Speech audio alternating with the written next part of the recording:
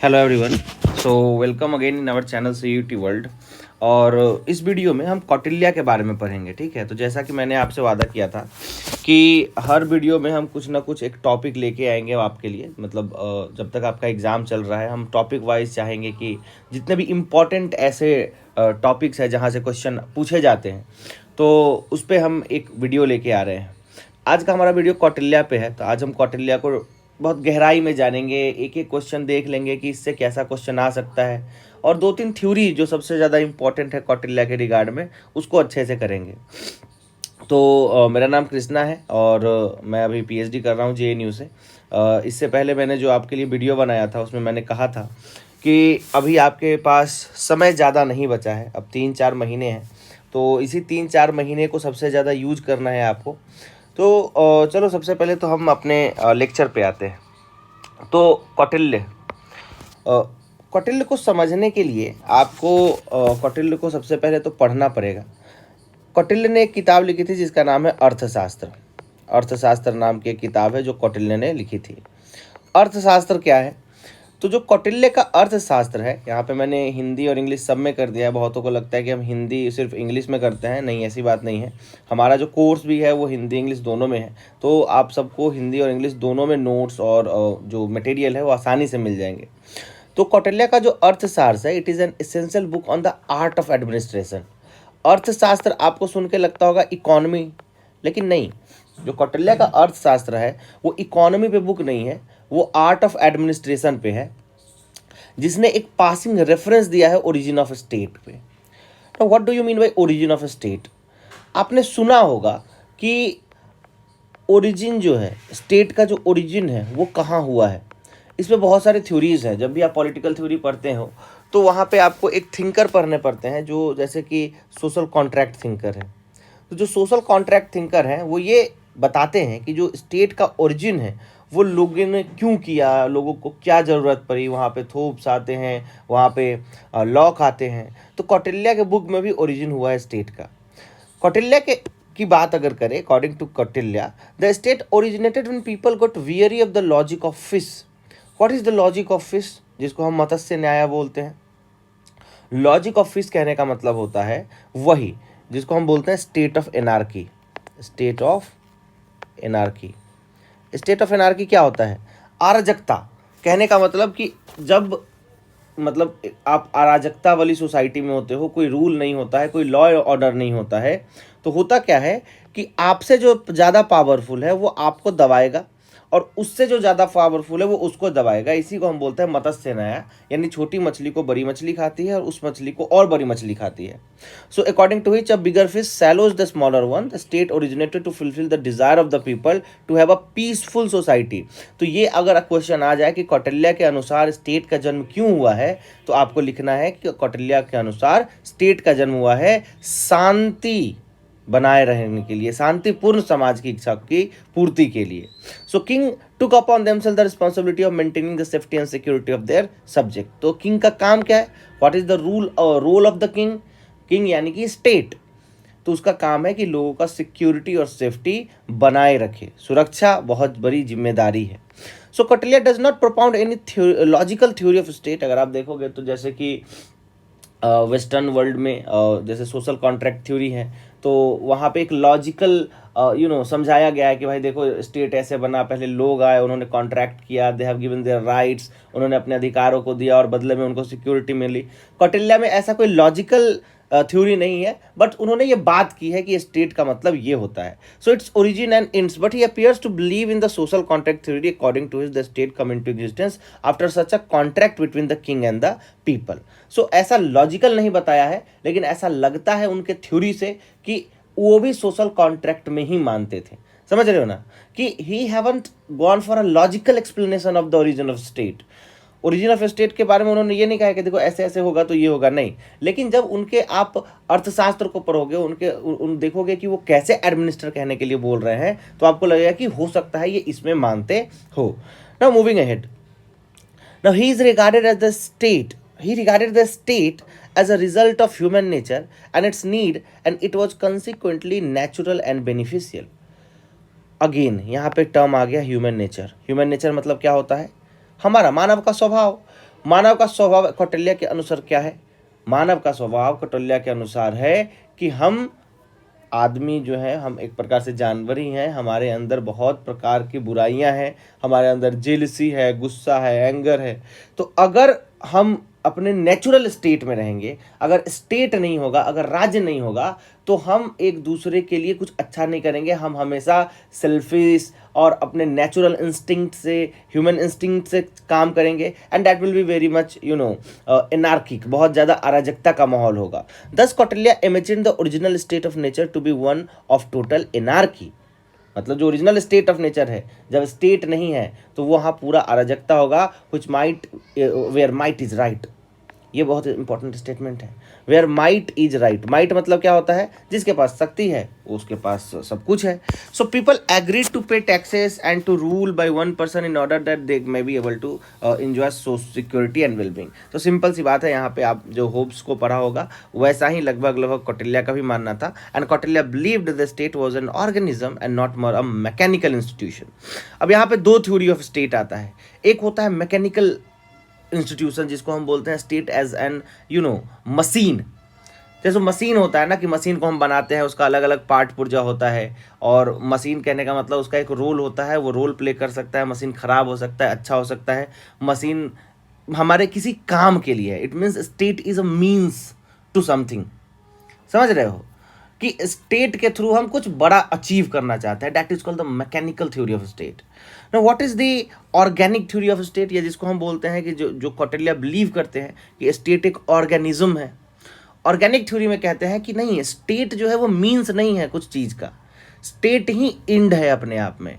यानी कि हमारे जीवन का ये लक्ष्य है कि हम स्टेट को बनाएं, स्टेट रहे हमारे साथ। क्योंकि अगर स्टेट नहीं रहेगा तो फिर हम भी नहीं रहेंगे। हम हैं इसलिए स्टेट नहीं है, स्टेट है, राज्य है, राष्ट्र है, इसीलिए हम हैं। This is the organic theory of state, जिसमें प्लेटो भी मानते थे, जिसमें एरिस्टोटल भी मानते थे।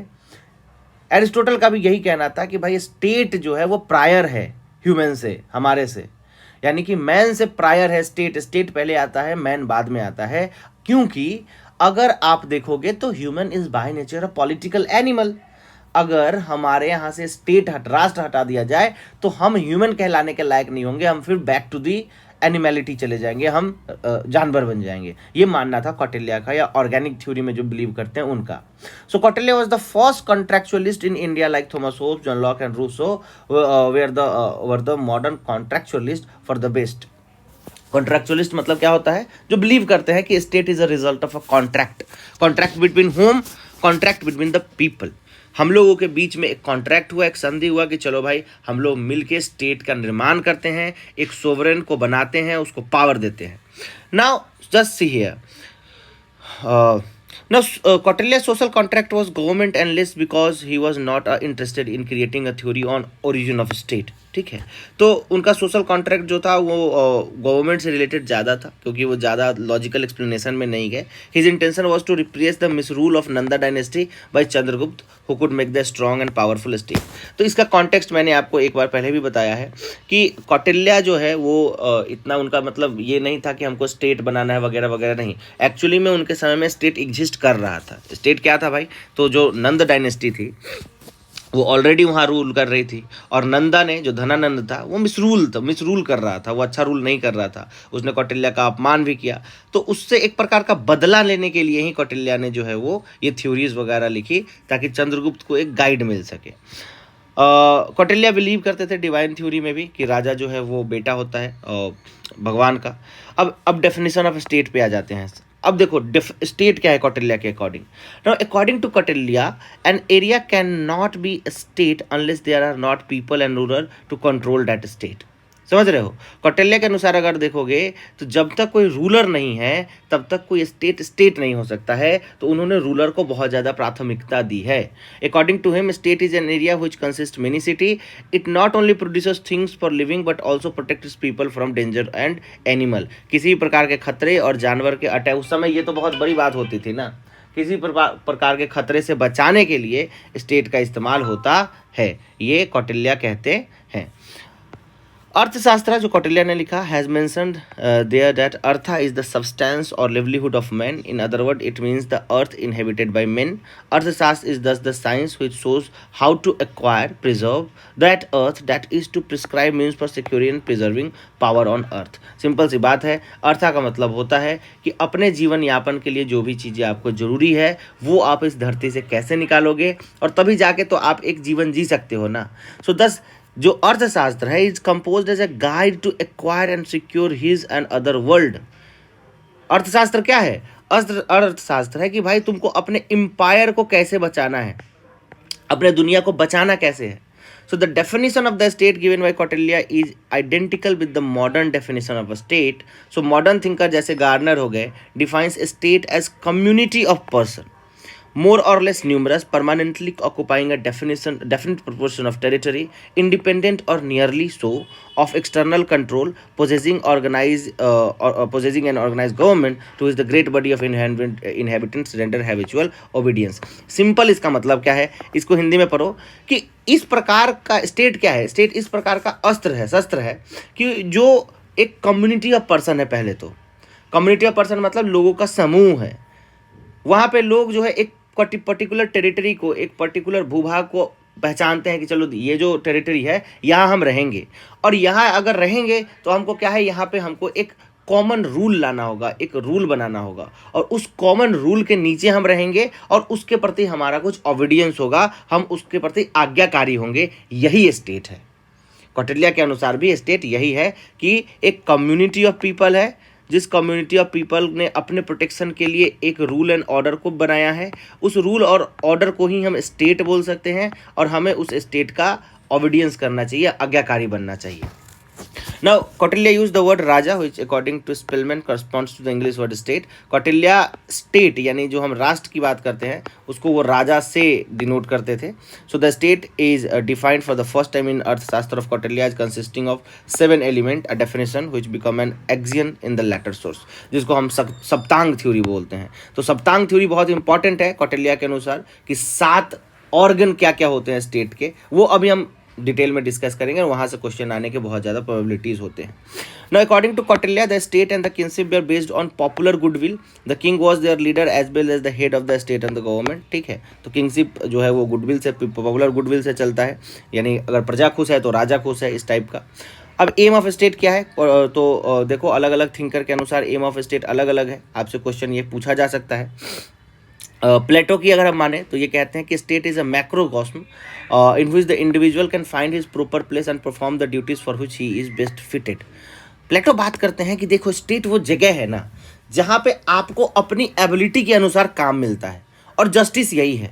जैसे कि मान लो किसी में विजडम है, कोई बहुत तेज है, तो प्लेटो के अनुसार जिसमें विजडम है वो जो फिलोसोफर है वो किंग बनेगा, राजा बनेगा, रूल करेगा. जिसमें करेज ज़्यादा है, जो बहुत साहसी है, वो रूलर मतलब वो सैनिक बनेगा, वो रक्षा करेगा सबकी.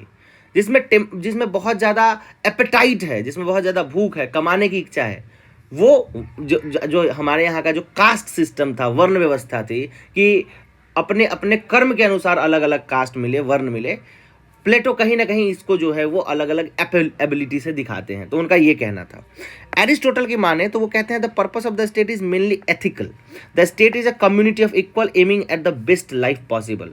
अब एरिस्टोटल जब इक्वलिटी की बात करते हैं तो इनका इक्वलिटी का मतलब वो मत समझना जो आप समझ रहे हो ना.